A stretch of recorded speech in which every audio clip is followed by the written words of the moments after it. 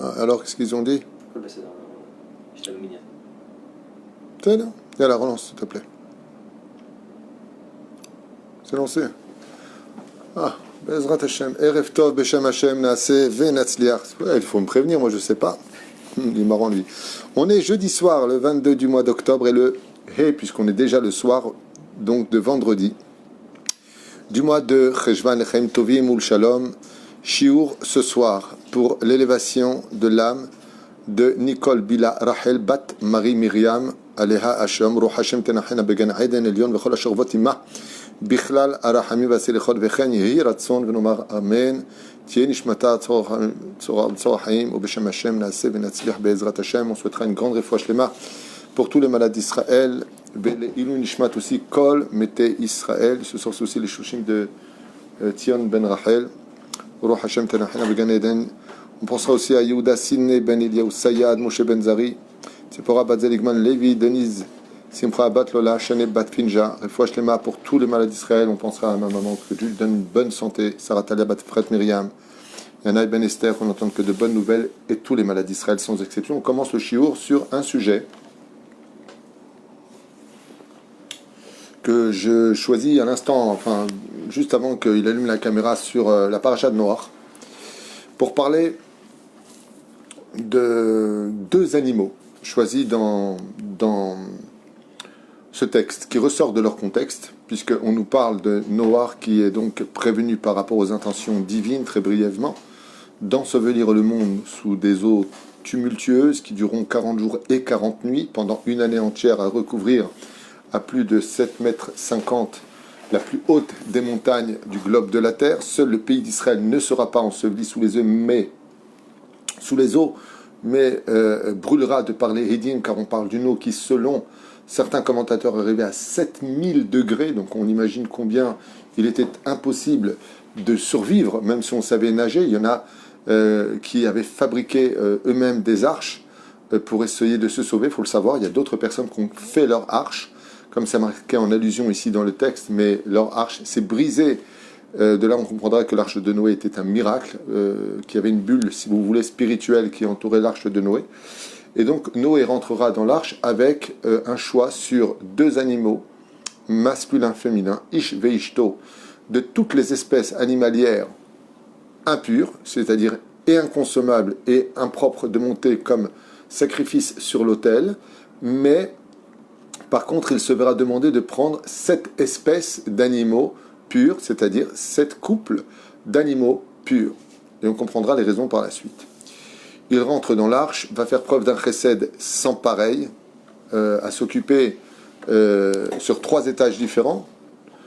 Le premier étage servait à Noach, sa famille et les animaux purs, chose qui n'est pas citée beaucoup par nos commentateurs, mais dans mes livres à moi c'est marqué noir sur blanc que les animaux purs n'étaient pas mélangés aux animaux impurs au deuxième étage, où se trouvaient par contre tous les animaux impurs, et le dernier étage servait pour les excréments, avec tout respect que je vous dois, des animaux qui devaient donc libérer leurs intestins vers le bas. Qu'est-ce qu'il y a? Pourquoi ne pas les avoir jetés par-dessus bas? Hein? Pourquoi ne pas jeter les excréments par-dessus bas? Parce que ce n'est pas possible d'ouvrir. C'est pas possible d'ouvrir. Il y a une pluie torrentielle, et de qui plus est, je rappelle que l'eau est à 7000 degrés. Donc, il y a un miracle qui a eu lieu à l'extérieur pour protéger l'arche de Noach. Et il y a un miracle encore plus grand qui a eu lieu, qu'on a retrouvé dans le Beth Amikdash.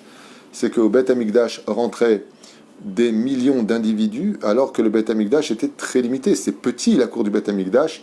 C'est ce que nous dit le Mishnah dans Masechet Avot. Omdim tzfufim u'mishtachavim revachim. Comment on peut imaginer que tous les animaux aient pu rentrer du globe de la Terre dans une petite arche qui faisait Bessarikol 150 mètres de long? On ne parle pas d'un kilomètre 500 ou de 15 km ou de 150 km. On parle de comment c'est possible. Il y a plein d'explications qui sont données que Noach a pris que des animaux qui venaient de naître, donc qui étaient petits, le temps qu'ils grandissent en un an. Donc on va dire qu'il a fait des casiers, mais hier soir, dans mes livres un peu plus profonds, c'est marqué noir sur blanc que Alpiteva, c'était pas possible, selon la nature, c'était pas possible, mais Dieu a fait un miracle vraiment incroyable et incommensurable.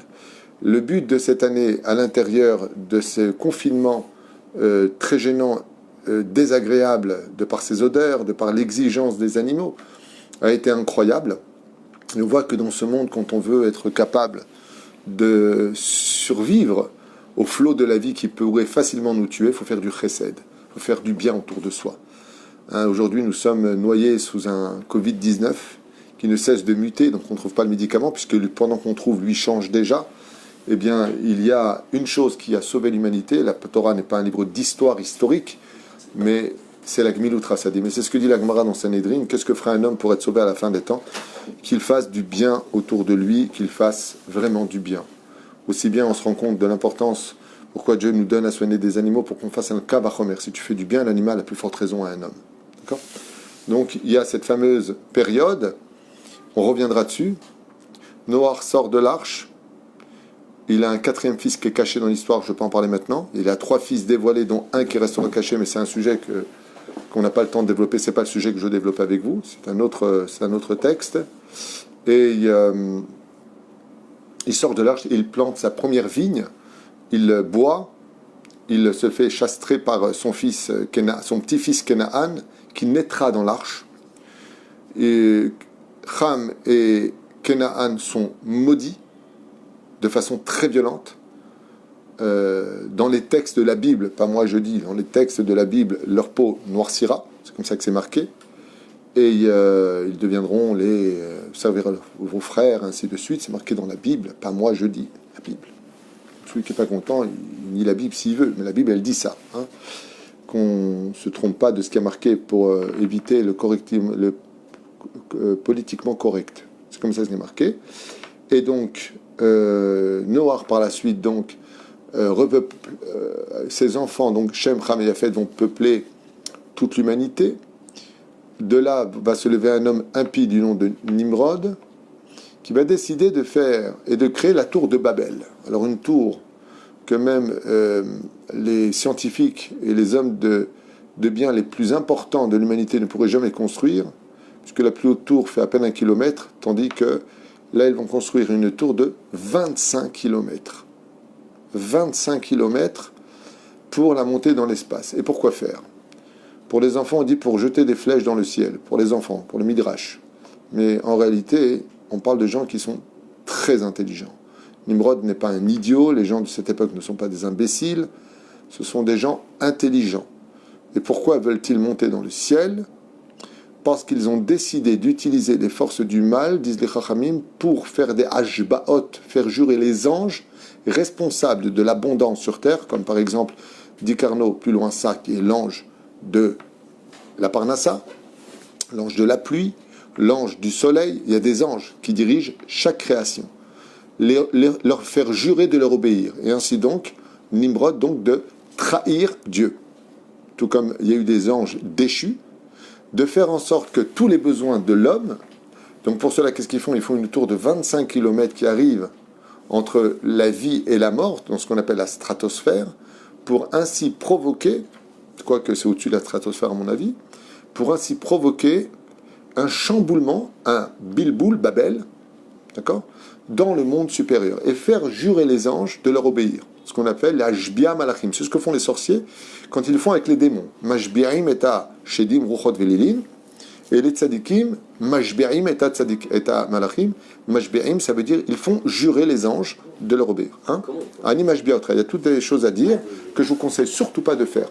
De grands tzadikim avaient l'habitude de le faire, dont un que vous trouverez facilement dans le Etzraïm, dans sa Agdama du Etzraïm, Rabbi Chaim Vital, qui raconte qu'il a fait cette erreur et que les anges, même les démons, s'en sont pris à lui, si ce n'était pas le Harizal qui lui aurait sauvé la vie.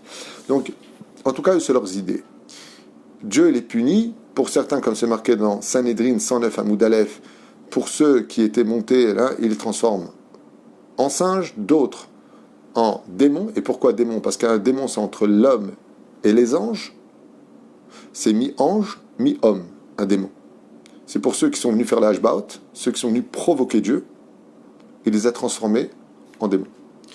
Ceux qui étaient montés pour se moquer de Dieu, Dieu les a transformés en singes. Donc des hommes, ils sont descendus au niveau animal. Et ceux qui étaient montés, parce qu'il y a souvent des gens qui disent ouais, il n'est pas bien, ouais, c'est les abrutis qui suivent. Tu peux leur vendre n'importe quoi, ce qui compte c'est d'exister à travers, sans réfléchir. Ce sont ceux qui sont menés par le bout du nez par des gourous, par des démagogues. il a dit ça, ouais, comme dans le film L'aventure c'est l'aventure, le mec il dit j'ai une Mercedes à vendre, ouais, ils suivent. Donc eux ils ont agi par innocence, par bêtise, par manque de réflexion. Dieu les a dispersés avec des langages différents. Il faudra expliquer, quoi qu'on a déjà fait des cours sur ça, que vous retrouverez sur toratraim.net.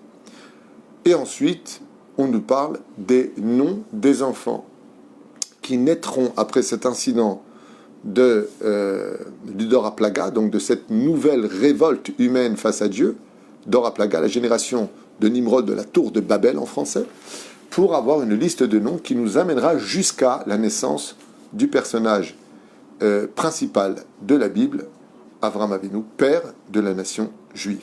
Voilà. Ils ont tous été sanctionnés par rapport à le fait qu'ils se montés, mais le principal, c'est Némrod. Pourquoi il n'a pas été sanctionné? Il a été sanctionné. Pourquoi il n'a pas été sanctionné? Il est sanctionné, mais chacun... Il a été déchiqueté par Esav, il a été déchu, il a payé son dû. Et plus tard. C'est là. Eux, c'était tout de suite. Mais si Dieu tuait toutes les personnes qui étaient mauvaises, on deviendrait tous bons, non pas par libre arbitre, mais par peur. Dieu ne veut pas d'une teshuva de la peur. Dieu veut une teshuva de l'amour. Il veut une teshuva qui vient du cœur.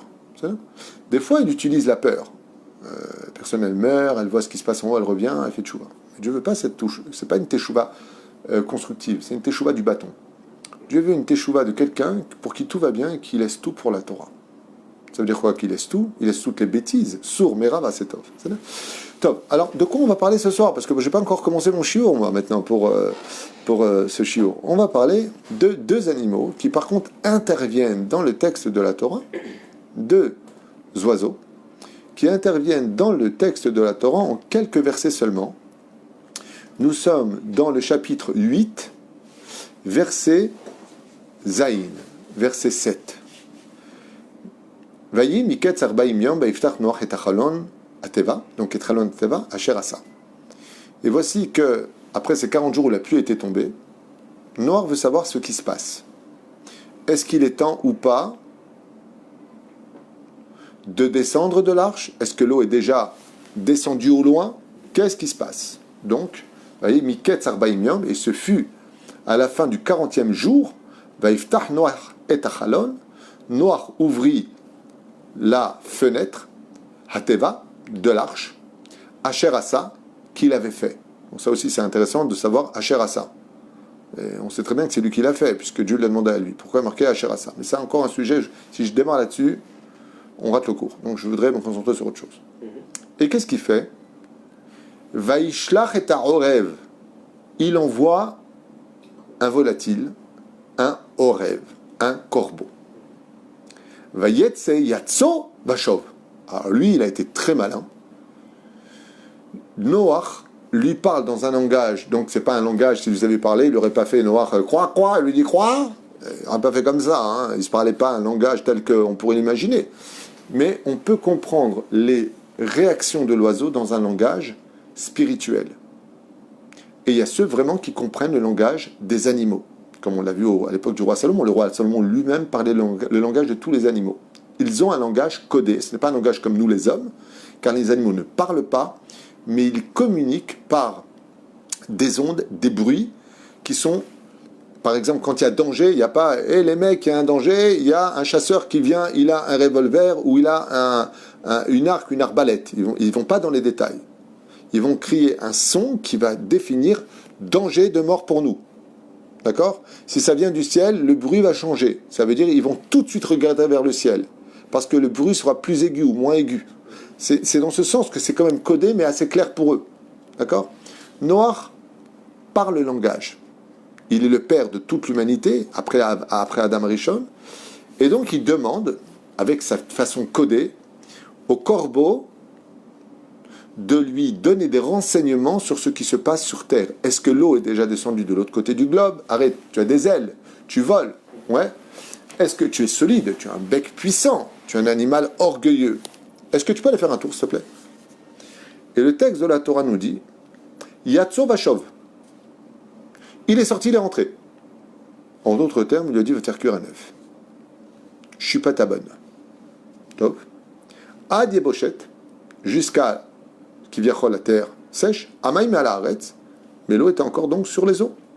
Rashi intervient, notre cher et tendre Rashi, Sruto Yagan Alenu. Yatso Vashov, Rachid dit, qu'est-ce qu'a fait le corbeau?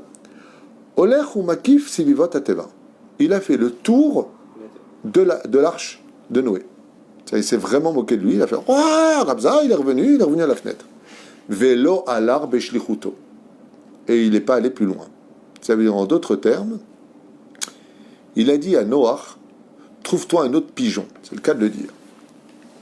Et vous allez comprendre la suite du texte. Pourquoi la Torah a-t-elle besoin de nous parler d'abord de cette aventure? Très bien.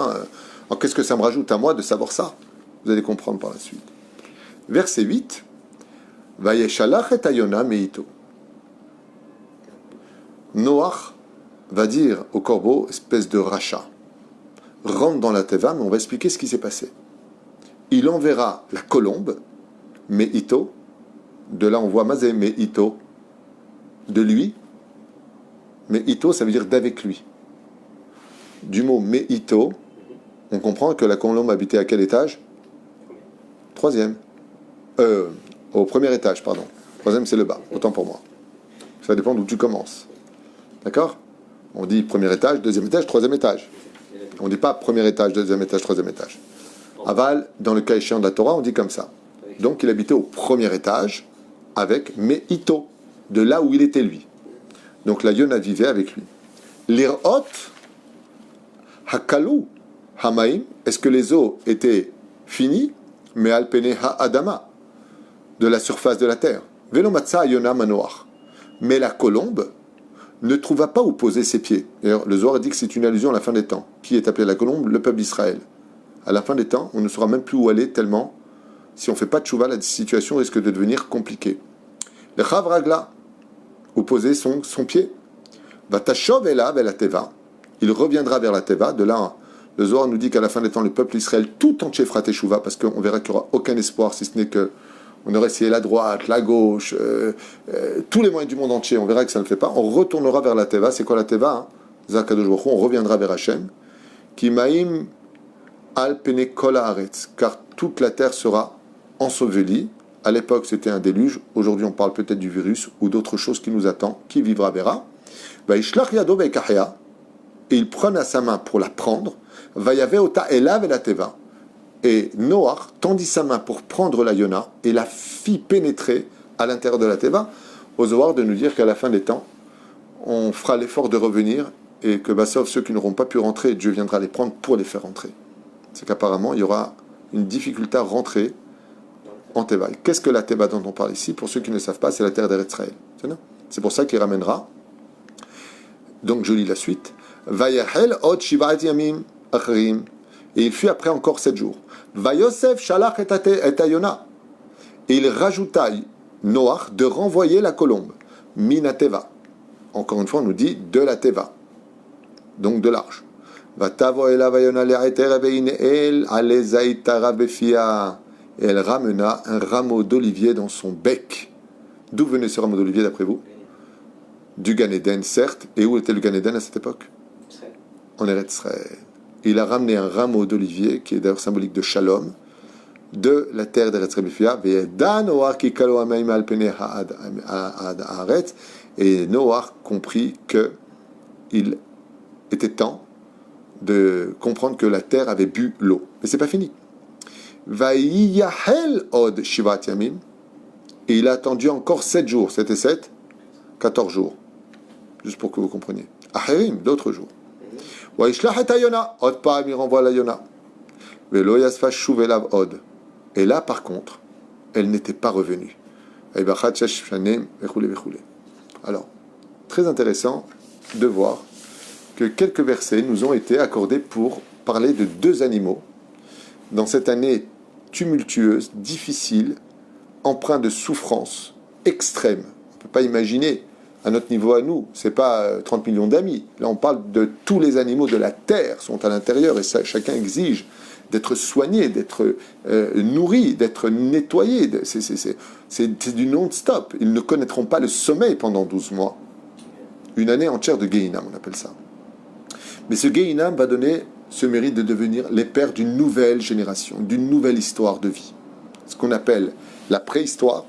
Il faut savoir qu'au niveau des scientifiques, quand on parle de la préhistoire basée sur 4,5 milliards d'années d'existence de la Terre, dans le judaïsme, la préhistoire, c'est avant le déluge. Car l'eau du déluge a provoqué les fossiles. C'est marqué comme ça dans le livre Elimunk, rapporté par des commentateurs, bien avant que les scientifiques aient réalisé que la Terre était ronde. Ils pensaient que la Terre était plate, qui est tenue par 5 éléphants, les scientifiques, la Hajij. Ouais.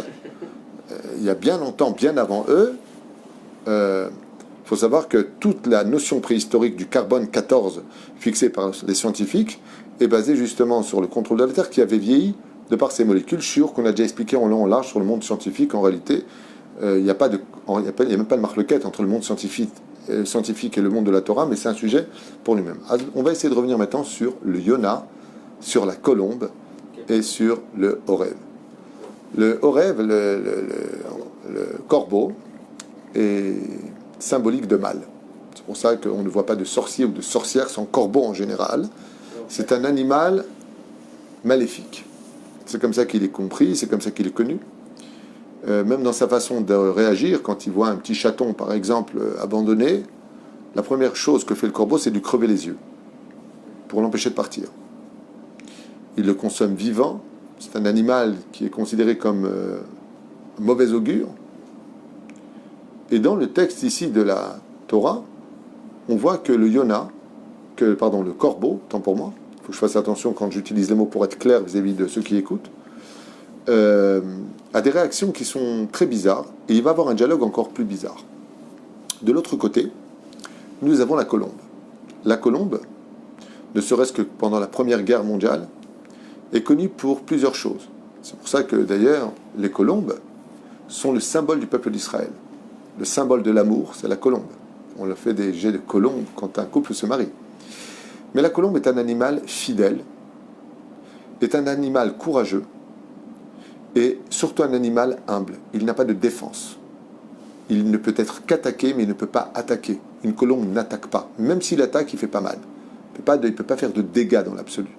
Parce que c'est un animal pacifiste.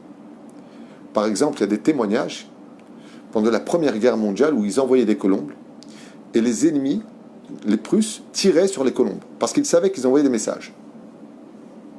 Ils témoignent que les animaux, même blessés, continuaient leur course pour atteindre la raison pour laquelle on nous avait envoyés. Ils sont remplis de messérout, nefesh. C'est pour cela que la colombe est symbolique de fidélité, d'amour, parce que c'est un animal de qui plus est, n'a pas de harem. Quand le pigeon rencontre la colombe et qu'ils se promettent l'un à l'autre, c'est jusqu'à la mort. Jamais un pigeon ira voir une autre pigeonne, si vous préférez. Jamais. Quand il roucoule, c'est pour la vie. Il aime sa femme sans jamais la tromper avec une autre. Il est symbolique de fidélité, symbolique d'amour, symbolique du Gan Eden.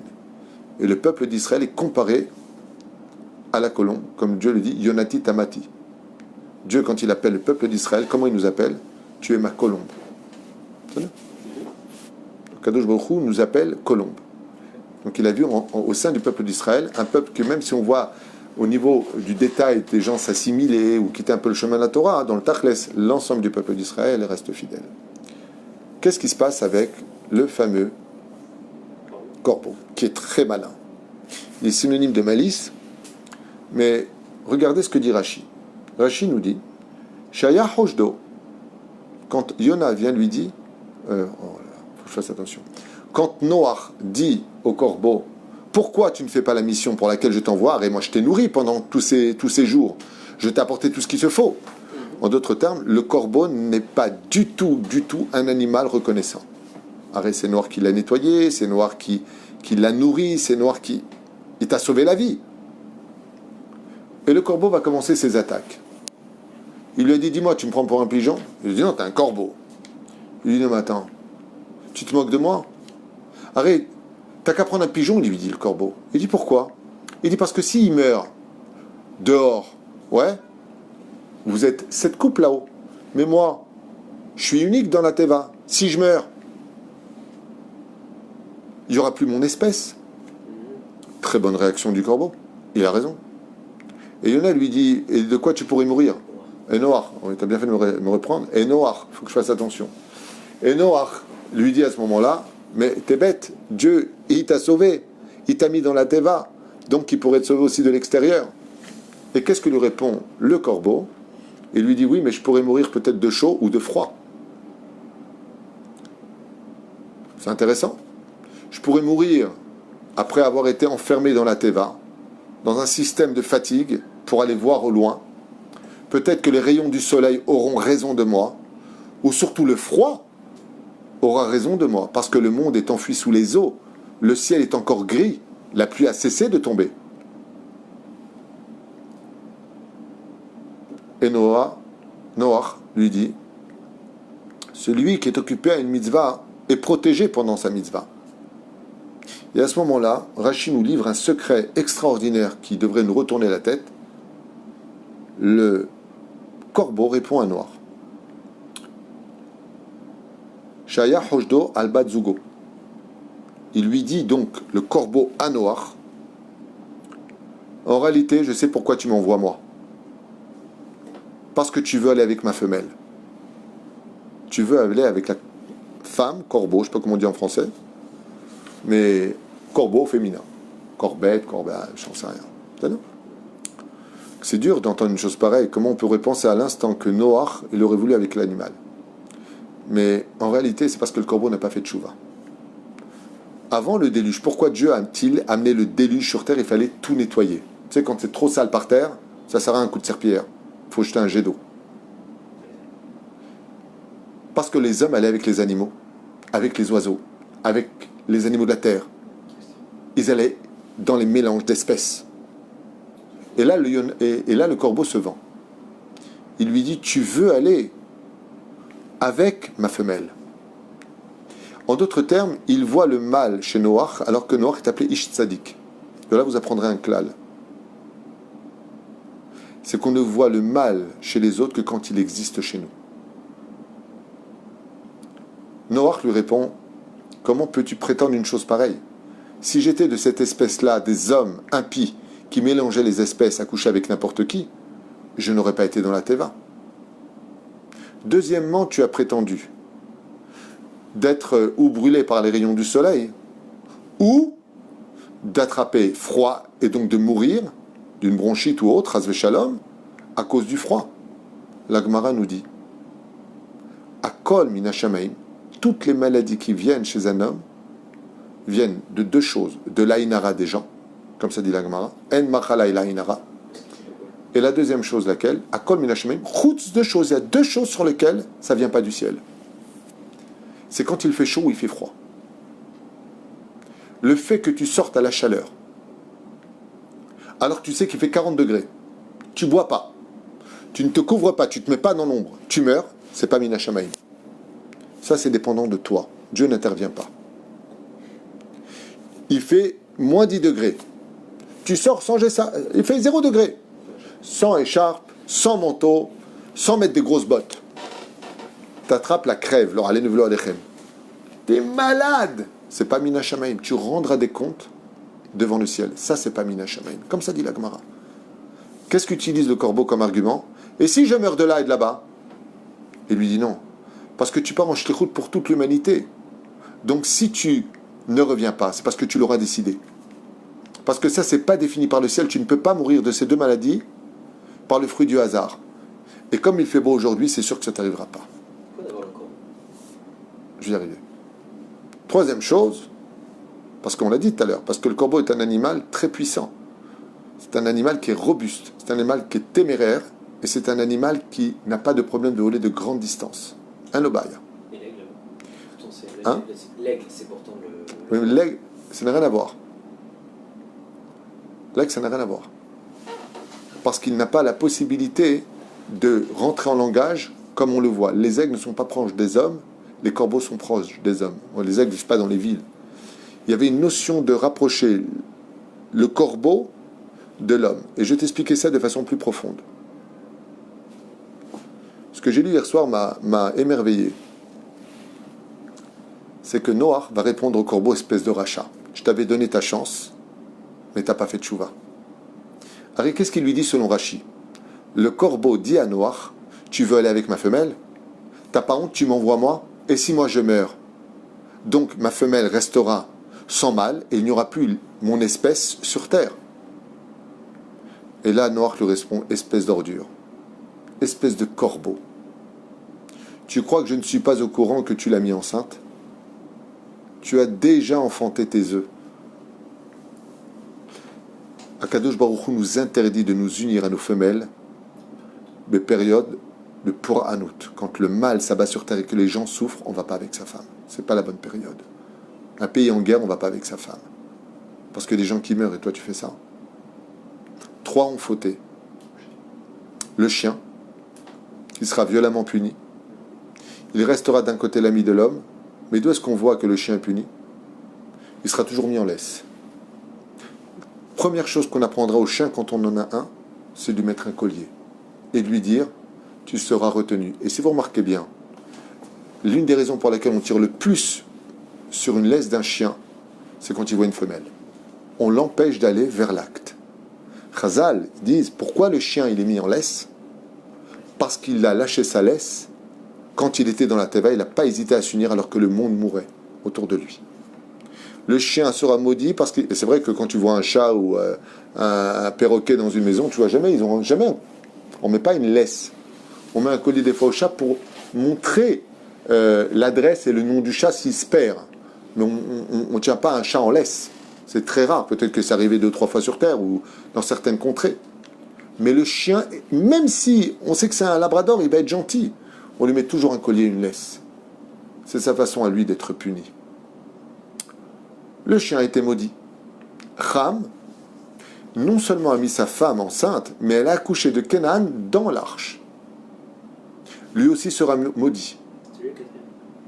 Non. C'est pas fini. Et le troisième, c'est qui? On a parlé, le quatrième de Noach. Là, je parle de Cham, qui a mis sa femme enceinte et qui a mis un enfant au monde qui s'appelle Kenan. Et le troisième, c'est qui? C'est le corbeau. Et tu m'as posé une question intelligente. Tu me dis, pourquoi il n'a pas envoyé un aigle? Arrête, un aigle. Il monte jusqu'à 2000 mètres de hauteur.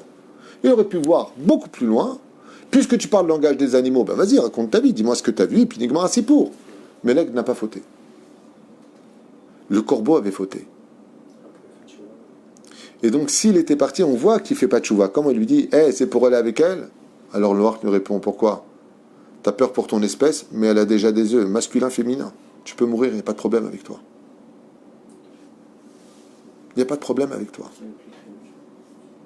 Mais la reine, la Torah s'arrête ici pour nous parler d'un épisode de la parashat Noach entre ces deux animaux.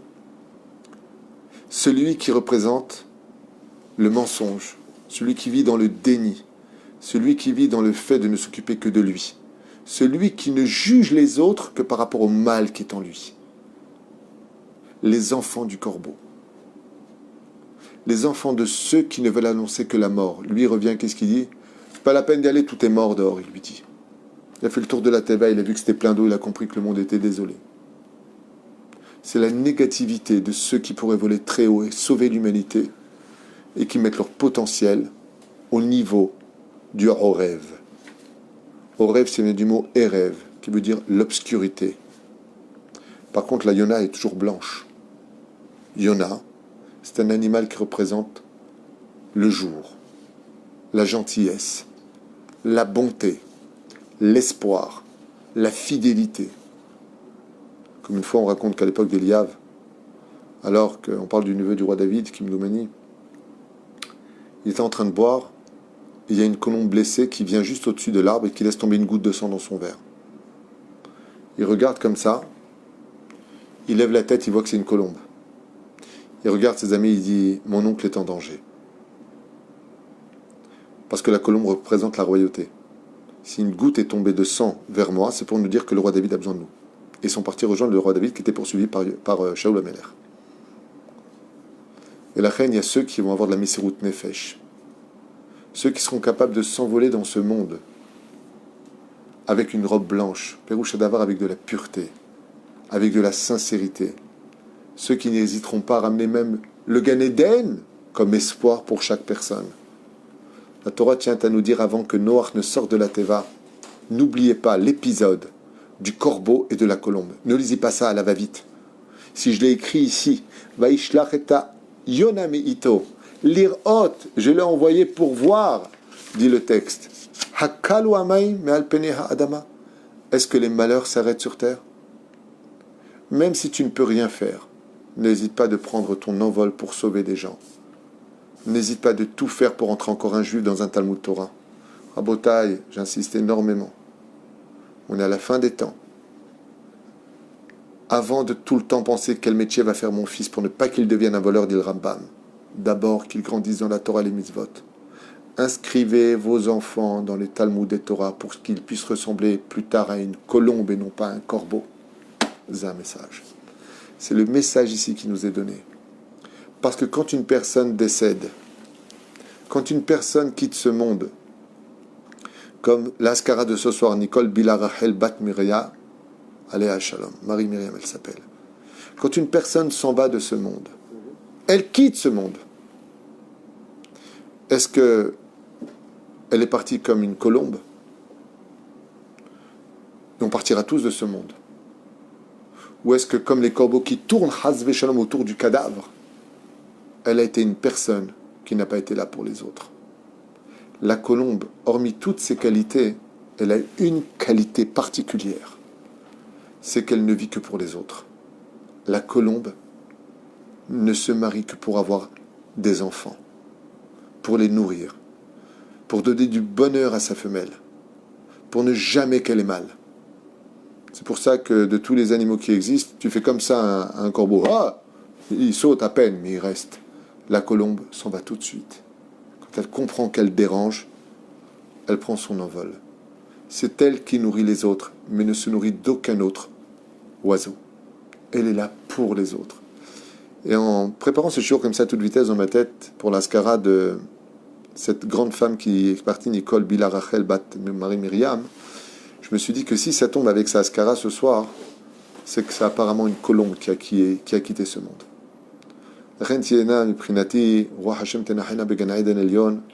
Qu'elle s'envole, Bezrat Hashem, vers les sphères célestes, Benahat ou Beshalva, avec une grande consolation pour toute sa famille. Benitbaser, Yeshuot, Venechamot, comme la colombe qui, en général, quand on recevait un message d'une colombe, c'était pour trouver des solutions et non pas des destructions de l'histoire. Baruch Adonai l'olam, amen ve amen.